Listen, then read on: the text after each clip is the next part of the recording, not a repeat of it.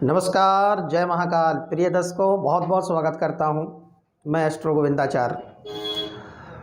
काल सर्प योग के बारे में आज हम विषय में चर्चा करेंगे। आगे सीरीज का आज का जो काल सर्प योग है वो महापद्म काल सर्प योग है।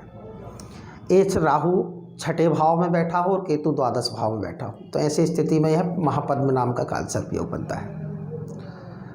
दर्शकों, अगर काल सर्प योग के बारे में हम विस्तृत चर्चा करते हैं तो पूर्व में इसका उल्लेख नहीं पाया गया है। पिछले 50 वर्षों से इधर काल सर्प योग का ज़्यादा उल्लेख मिला है। प्राचीन ग्रंथों में इसका कोई उल्लेख नहीं है। कहते हैं कि आवश्यकता आविष्कार की जननी है, इसका भी आविष्कार हो चुका है।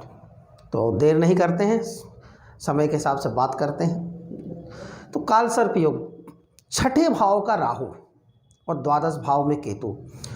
अब ये सभी ग्रह एक साथ एक तरफी इनके मध्य में आ जाएं तो यह काल सर्प योग बन जाता है, जिसे कहते हैं महापद्म काल सर्प योग बनता। अतः इसका प्रभाव रोग, शत्रु, मामा, मौसी पर पड़ता है। सष्टेश निर्बल हो या पापयुक्त हो या राहु का नीच होने से जातक के जीवन में गुप्त रोगों की संभावना भी रहती है। मामा अथवा मौसी की अकस्मात मृत्यु का होने का योग भी बनता है, यह संभावना रहती है। यहाँ पर व्यर्थ के खर्चे बहुत बढ़ते हैं। यहाँ पर गुप्त शत्रुओं से परेशानी बहुत आती है। शत्रुओं का भय, मातुल पक्ष की भी हानि होती है। वह दांतों अथवा नेत्रों के संबंधित रोग होने की संभावना भी रहती है। पद प्रतिष्ठा तरक्की में भी अड़चनें आती हैं। इसके अलावा, ये तो हमने एक नेगेटिव पॉइंट देखा। इसके अलावा छठे स्थान में उच्च का राहु हो तो शत्रु अपने आप ही शत्रुता समाप्त कर लेते हैं। यह योग भी यहाँ पर आता है। या शत्रु दूर भाग जाते हैं। जीवन में विदेश जाने का अवसर प्राप्त होता है।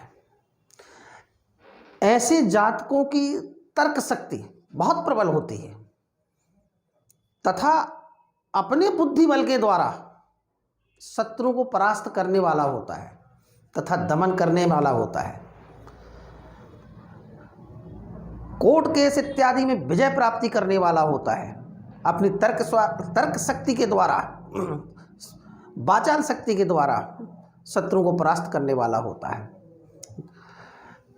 दर्शकों, यह काल सर्प योग का विशेष प्रभाव होता है पद्मकाल, महापद्म काल सर्प योग। यदि आपको अपनी जन्मपत्री में लगता है काल सर्प योग है तो हमारे नीचे दिए गए नंबर पर संपर्क करें आप। हम आपको निःशुल्क रूप से जन्मपत्री का विश्लेषण करके बताएंगे और अंत में उपाय भी बताते हैं। विशेष करके रुद्राभिषेक, शिव का अर्थ ही कल्याण है।